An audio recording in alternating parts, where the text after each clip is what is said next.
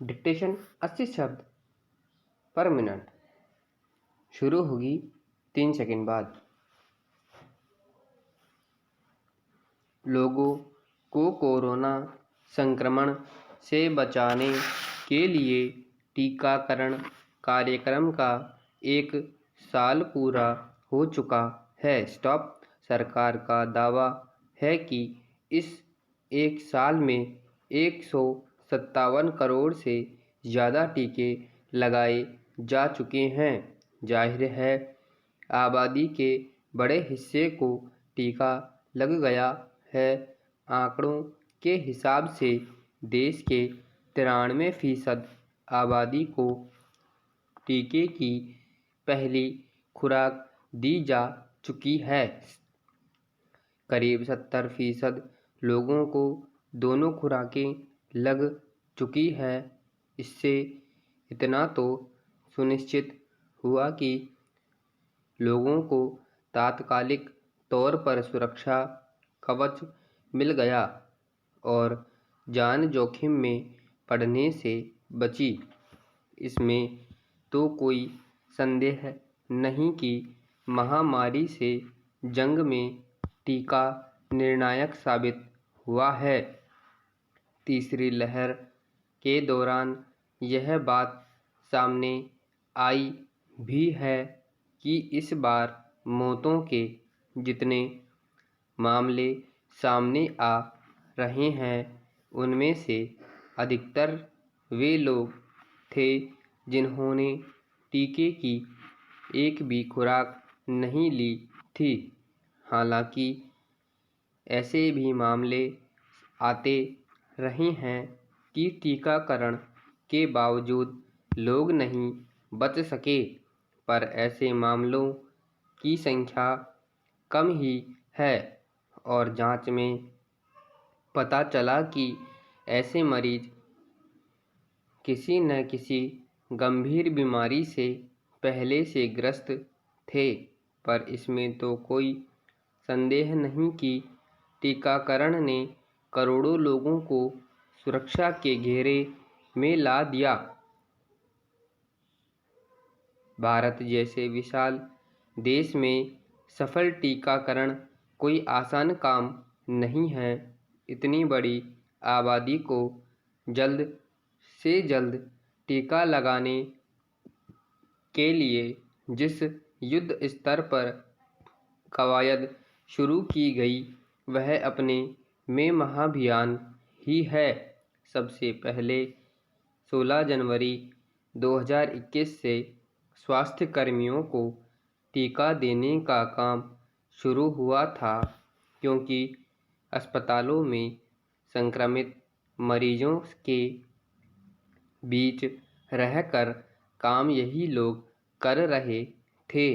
फिर अग्रिम मोर्चे के लोगों जैसे पुलिस, सुरक्षा बलों को, उसके बाद 60 साल से ऊपर बुजुर्ग आबादी और 45-60 साल के गंभीर लोगों से ग्रस्त लोगों को इस कार्यक्रम के दायरे में लाया गया।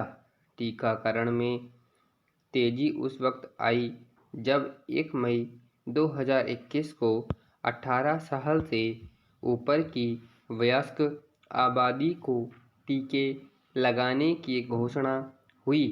3 जनवरी से 15 से 18 साल के किशोरों को टीका लगाने का काम शुरू हो चुका है। मार्च से 12 से 14 साल के बच्चों की बारी भी आने वाली है। हालांकि सरकार का लक्ष्य 31 दिसंबर 2021 तक पूरी आबादी के टीकाकरण का था, लेकिन यह पूरा नहीं हो पाया। कहने को भारत दुनिया के बड़ा टीका निर्माता देशों में है, पर शुरू में कई मुश्किलें तो झेलनी पड़ी। कच्चे माल की कमी और टीका निर्माता कंपनियों के समक्ष पैसे की कमी जैसे कारण तो रहे ही। इतनी बड़ी आबादी के लिए टीकों का उत्पादन और फिर देश के कोने कोने तक टीके पहुंचाने की चुनौती भी मामूली नहीं थी। केंद्र और राज्यों के बीच तालमेल का अभाव तथा कुप्रबंधन जैसे संकट भी कम नहीं रहे।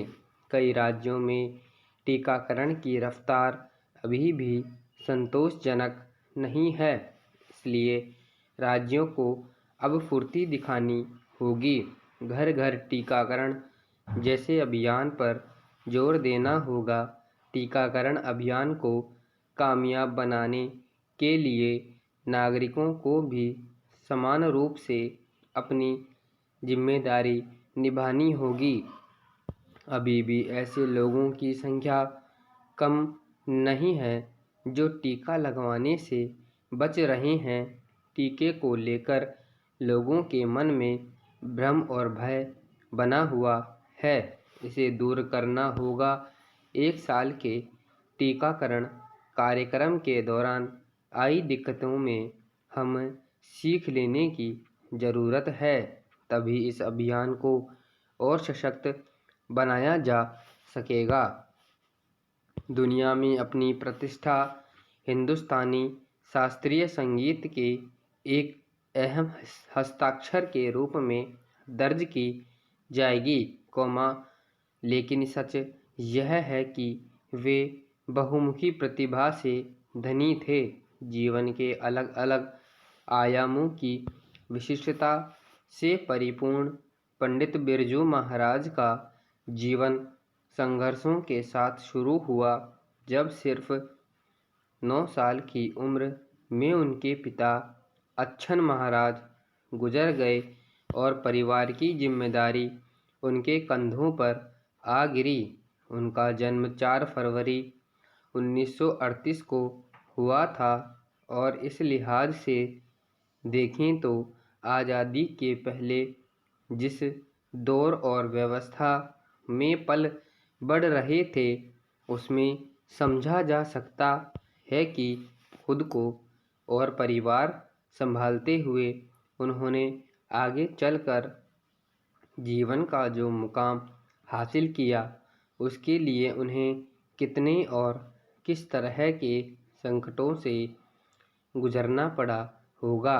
वे लखनऊ के कत्थक बिंदादीन घराने में पैदा हुए, लेकिन बचपन में ही कई चुनौतियों से घिरने के साथ साथ उन्होंने इस परंपरा को अपने कायम रखा और अपने पिता अच्छन महाराज और चाचा शंभू की पंक्ति में ही अपनी जगह बनाई।